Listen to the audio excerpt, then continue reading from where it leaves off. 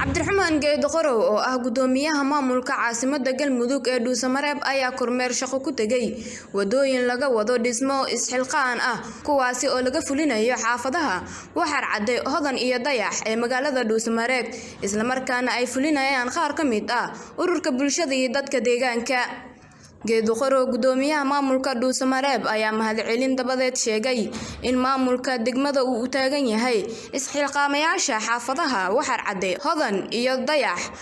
120 oo jaay ciid isugu jira kuwaasi oo min 40 ay u kala qaadanayaan saddexda xaafadood. wada kasta waxaan ugu talagalnay marka hadii Ilaahay yiraahdo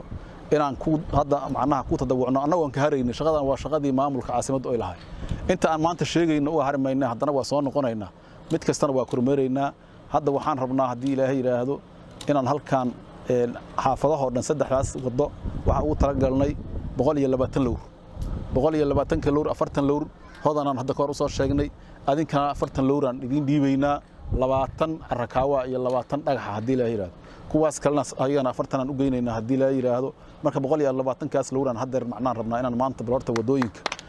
aan ku tadawucno waxaan rabaa inaan u yeero dadka ganacsatada ah oo xaafadda degan magaalada musaabaqi galaysa magaaladu waxay u qaybsami doontaa degmooyin hadii Ilaahay yiraahdo waxa la keenayaa laamiyaal maashi qoladii marka wada toosan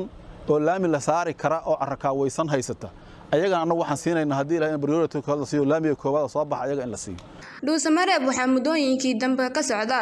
kobcin dhinaca horumarka ah taasi oo ka imaanaysa dadka deegaanka oo nidaam isxilqaam ku dhaqaaqay. Sahre Cabdi Xuseen Sahre Wadani warbaahinta City Jowhar.